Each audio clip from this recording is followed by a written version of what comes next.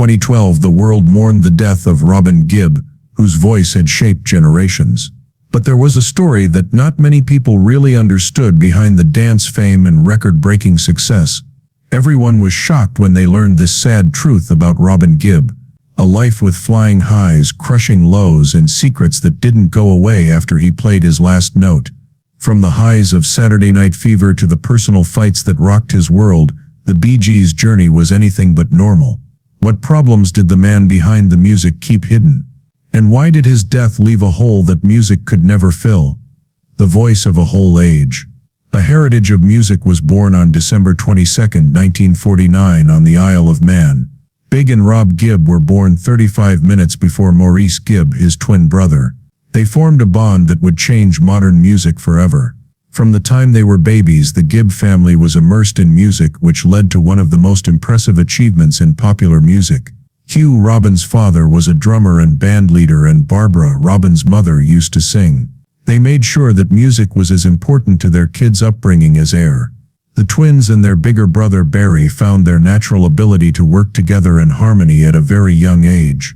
The Gibb brothers were writing their own songs and learning how to play instruments while most kids were learning baby rhymes. Even when Robin was young and still growing up, his voice was unique. It was a quavering vibrato that made him sound older than he was. Later, millions of fans around the world were able to quickly recognize this tremulous quality as their favorite. The family lived in a simple way, first on the Isle of Man and then in Manchester, England, where they moved to find better chances. In 1958, the brothers made the brave choice to move to Australia.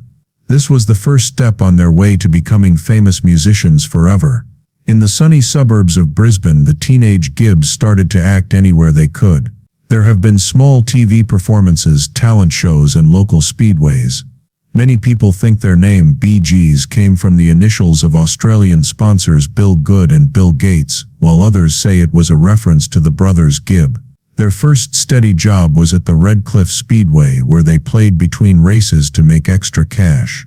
Robin was only 12 years old, but his voice already had the special qualities that would make him famous all over the world. It was Robin's unique counterpoint that made their harmonies haunting and memorable, even though Barry often sang lead.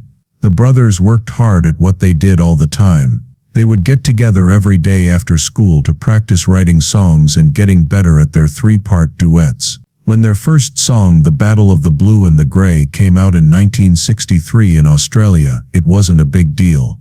In 1965, their first #1 hit, Wine and Women, made it to the charts. During this time, Robin was not only getting better as a singer, but also as a producer, adding more and more complex songs to the group's repertoire. The brothers worked on their duets for hours on end, and Robin's voice often added the high emotional contrast that would become a signature of their sound. His first big lead vocal was on I Started a Joke. The sad theme of the song was perfectly captured by his shaky, vulnerable performance. But Australia started to feel like it was holding the ambitious brothers back, even though it was beautiful and had lots of possibilities. By 1966, they knew their skills belonged on a bigger stage, so they made the brave choice to go back to England. As long as their parents were okay with it, they got on a ship and headed back to the UK, where the music scene was much bigger. They had no idea the amazing heights they would reach or the terrible depths that were waiting for them. Brothers in peace. The Gibb brothers arrived in Southampton in early 1967, just as the British music scene was still recovering from the Beatles' revolution. Still, within a few months, their unique sound found its own place in the market, and Robin was a big part of that. When they got to London, they happened to meet someone who would change their lives forever. Robert Stigwood, a young, ambitious music businessman, heard their demo tape and saw right away that they had a lot of promise. He got them a recording deal with Polydor Records and signed them to his management company. When New York Mining Disaster 1941 came out, it was their first international hit. Robin's haunting lead singing made them sound so different that many people thought they were the Beatles at first. This similarity wasn't a bad thing. It really brought them to people's attention. What came next was truly amazing. Massachusetts, which had Robin singing lead, went straight to #1 in the UK and all over Europe.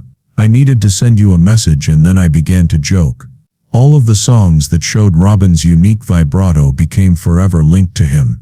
Its philosophical words and complicated melodies show how his artistic style is changing. During this time, Robin's sense of who he was as a person started to grow stronger.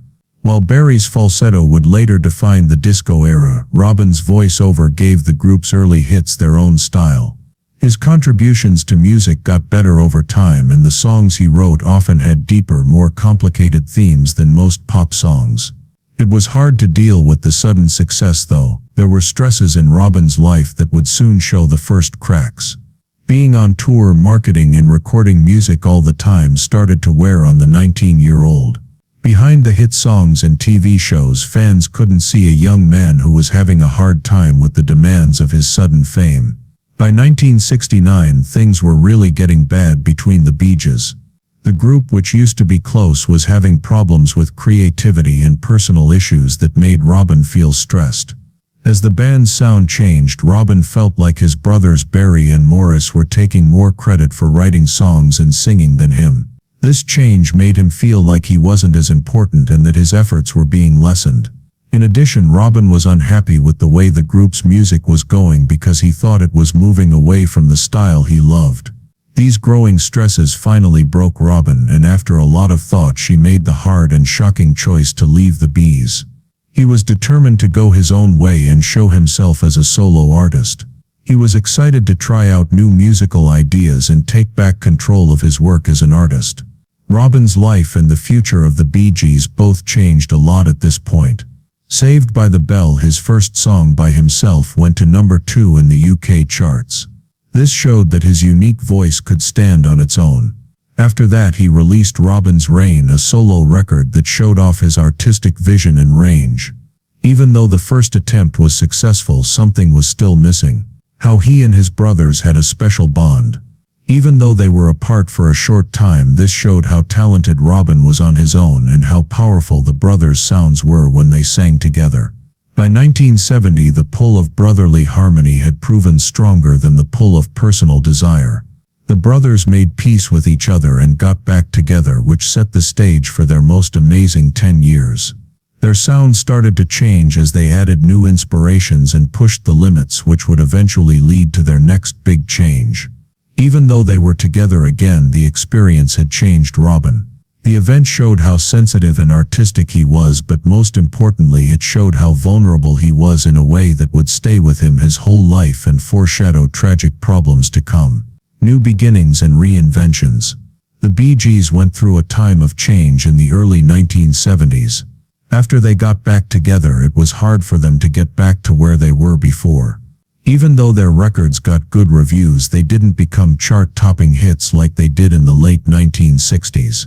In 1974, they were at a turning point in their careers and their art. During this time of confusion, Robin's strength would be very important for the group's survival.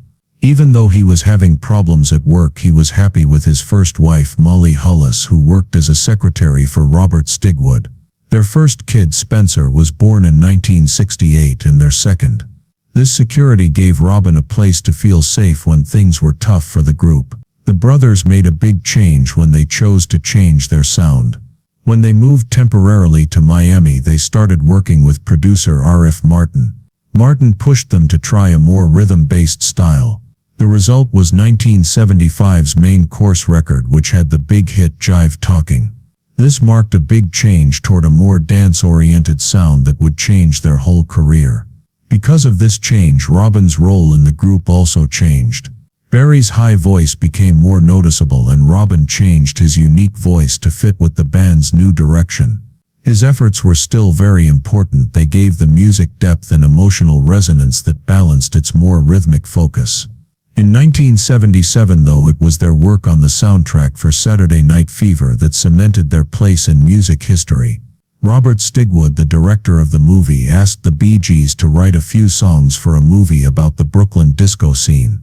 Surprisingly, the brothers wrote most of their parts in just one weekend. The soundtrack that came out of it became a societal phenomenon that had never been seen before. It topped the charts for months and sold more than 40 million copies around the world. It also won several Grammy Awards. Robin's singing were very important on songs like More Than a Woman and How Deep Is Your Love. His voice gave the disco beats more emotional depth and sophistication.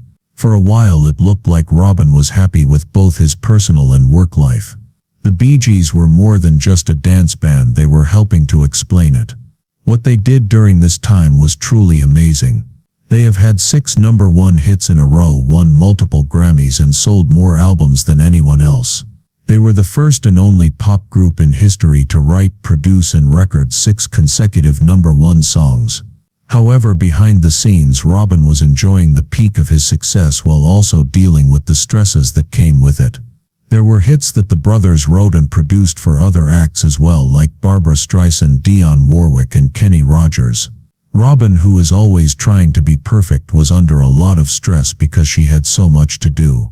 Robin's health and personal life started to suffer as he had to keep recording, touring, and making public events. He spent a lot of time away from his family, which caused problems at home.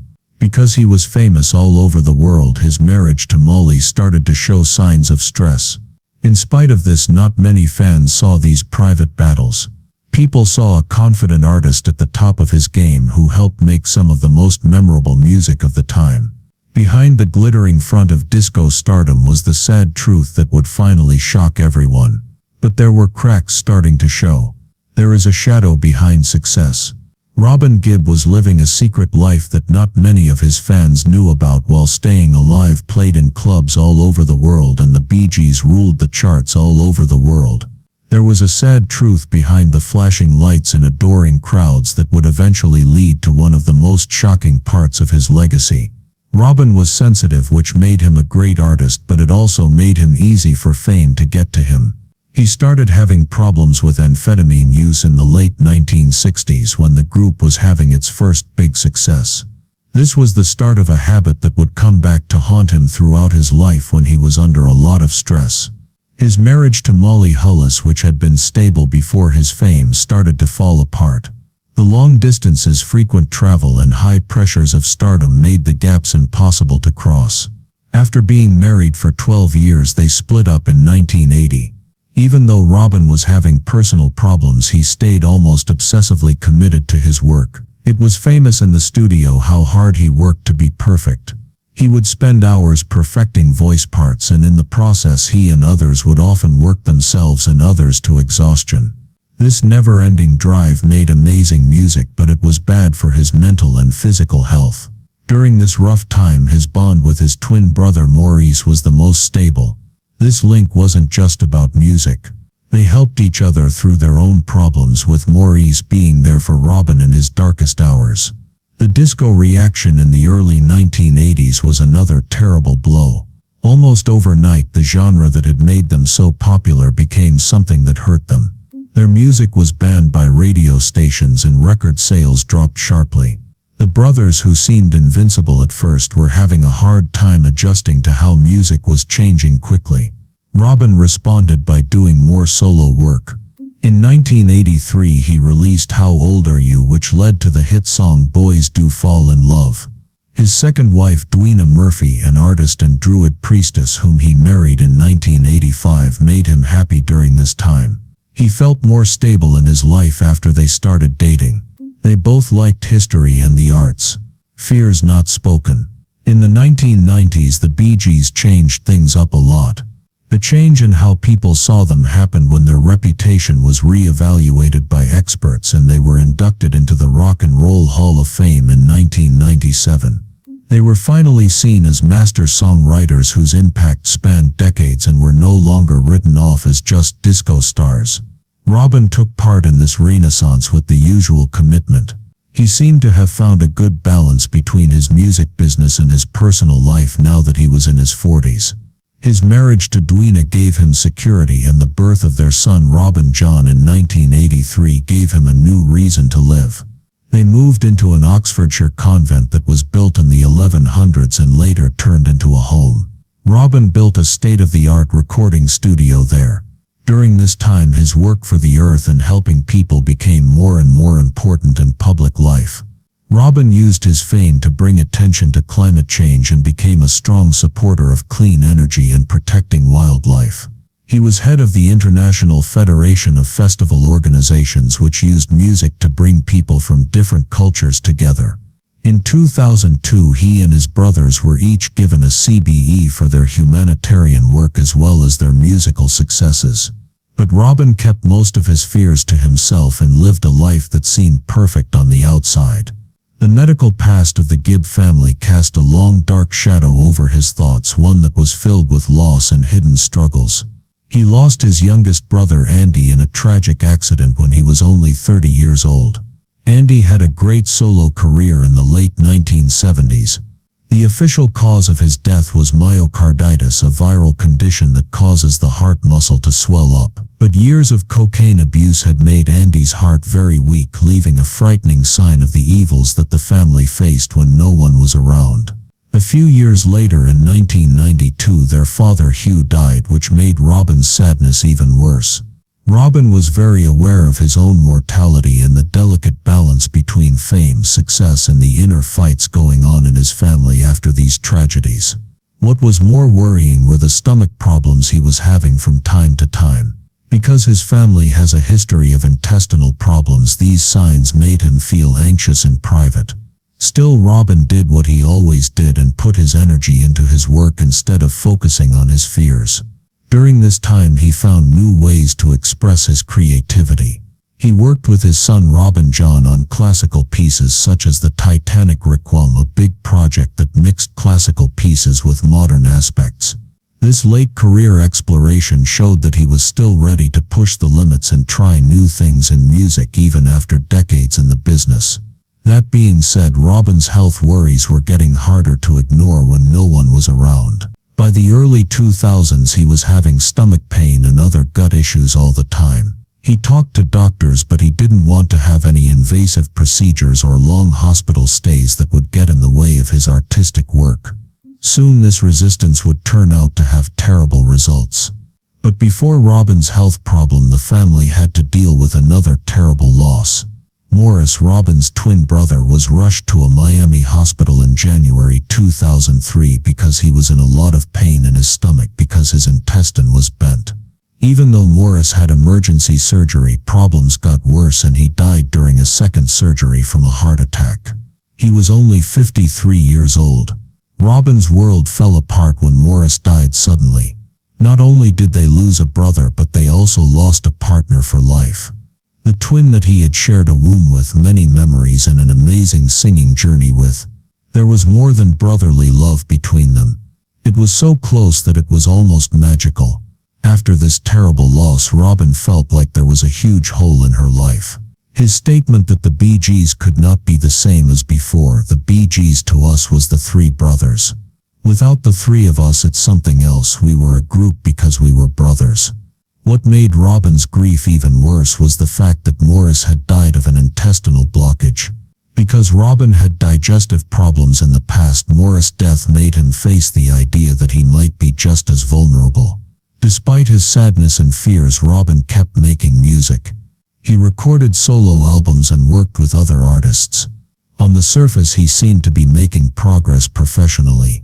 But the people closest to him noticed changes, like times when he would think about things, a stronger work ethic, as if he were racing against an invisible clock, and a new sense of urgency to finish the projects that were most important to him. The fears that Robin had kept hidden for years were slowly coming to the surface, setting the stage for the shocking end to his amazing life.